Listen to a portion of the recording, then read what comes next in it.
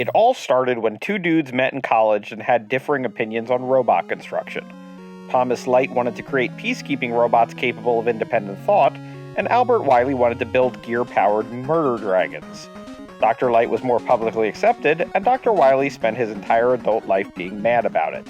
Eventually, Dr. Light built a ticking time bomb, a pair of butler bots, and whatever the hell MegaMan was supposed to be. Dr. Wily then got his revenge by stealing 6 or 8 of Light's robots, turning them evil, and attempting to conquer the world. Light responded by transforming one of his maids into a super fighting robot, and MegaMan was born. And then a whole lot of robots died. But while Light and Wily never took direct shots at each other, Wily did tend to kidnap, frame, and/or child nap.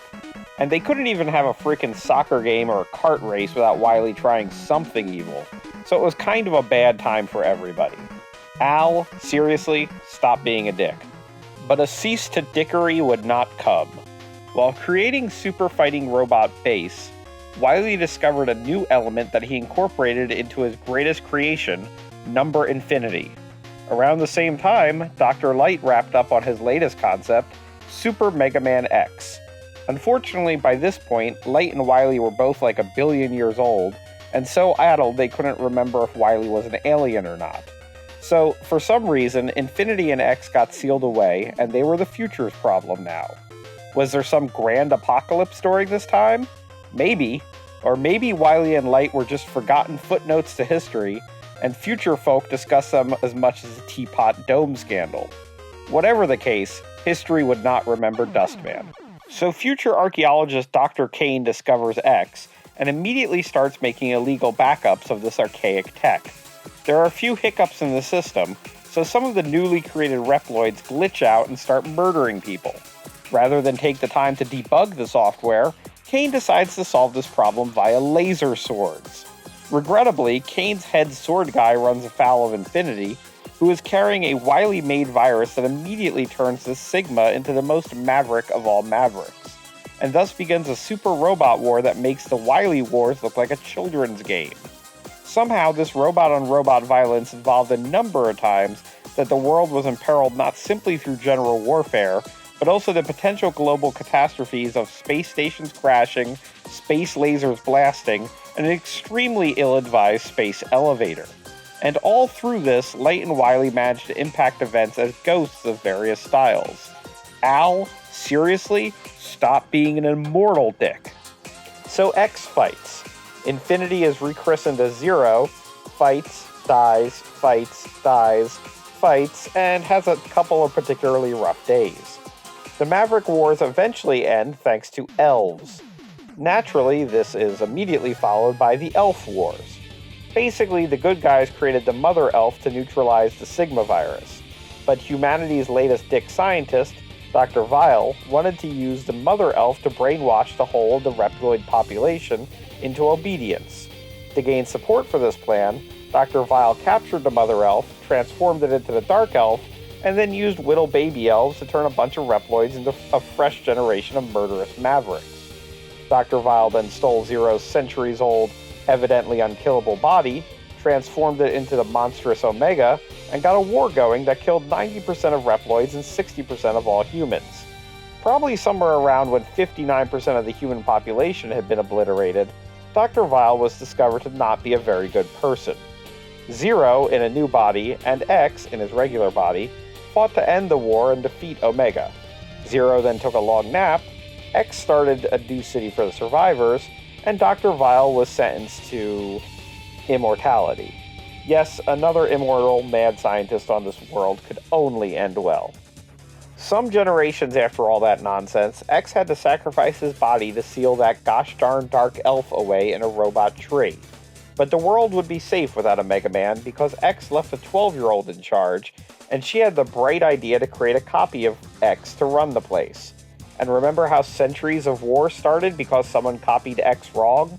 Well, Little Miss Seal didn't, and Copy X immediately became an evil dictator that forced all remaining Reploids into a really cruddy resistance led by a deposed Seal. So sleepy old Zero comes out of retirement. He immediately destroys Copy X, sets Original X, his fragmented soul, and the Dark Elf to rest, and just when things were looking up, Omega and Dr. Vile return. Omega was summarily destroyed, but Dr. Vile got another space laser going, and only Zero's sword could save the world. In the end, the Ragnarok station, Vile, and Zero were all blasted into tiny pieces. Alas, with immortal androids, tiny pieces can keep things going. A couple important things happened after the literal fall of Zero.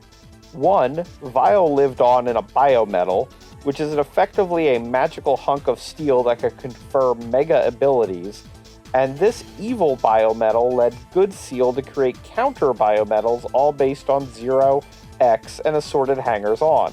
Did we mention Axel yet? He's this nerd that... forget it. This paved the way for more endless wars, just involving men and women wearing previous heroes and villains like ill-fitting suits. And two, Reploids now had limited lifespans and the ability to eat organic food, while humans gained cyborg parts and USB ports. This will be super important in another century or two, but in the meanwhile, it just blurs the line between biological and mechanical organisms. Oh, and there was a small mini-war over the biometals, with Reploids and humanoids gaining Z, X, and A biometals to fight corrupt businessmen and politicians that were bogarting the other letters and space lasers. And the bad guy plan this time was yet another attempt to reset the world, which is relevant because we don't know what happened, but the next time we see this timeline, Earth went through some stuff. First of all, global warming is real. Secondly, whatever counted as humanity built a new elevator to the moon, and they left a new life form known as carbons behind on Earth. Carbons basically work like humans, but can use and switch mechanical parts. Humans on the moon, meanwhile, are immortal now, and they have human-like support units that have arm busters, and can fly, and possess carbons, and turn into dragons. But they're mostly dead, and only a few are still around. And one such unit, MegaMan Trigger, was asked by the last surviving human, the Master, to wreck up the moon base and hang out on Earth, because the Master was sad after blowing 3,000 years looking for that damn remote. So MegaMan Trigger comes to Earth, is defeated by another robot, downloads his memories to a monkey, turns into a baby, and lives on as a normal carbon that is adopted by the Casket family years or maybe centuries after arriving on Earth. And thus the story of the final Mega Man begins. Definitely not a carbon, MegaMan Volnutt is seduced by capitalism, chases around some pirates, sees a naked lady, saves one entire society from one of his old irregular friends, and then gets dragged into some inheritance issues with his old home and DNA. In the end, he winds up making friends with his mom-stealing sisters, travels back to the moon, and stays there. Look, his two girlfriends were supposed to get him a ride back, but they had a few issues with funding, and, well, it's been 21 years, but I am sure someone is going to get this timeline going again soon. Right?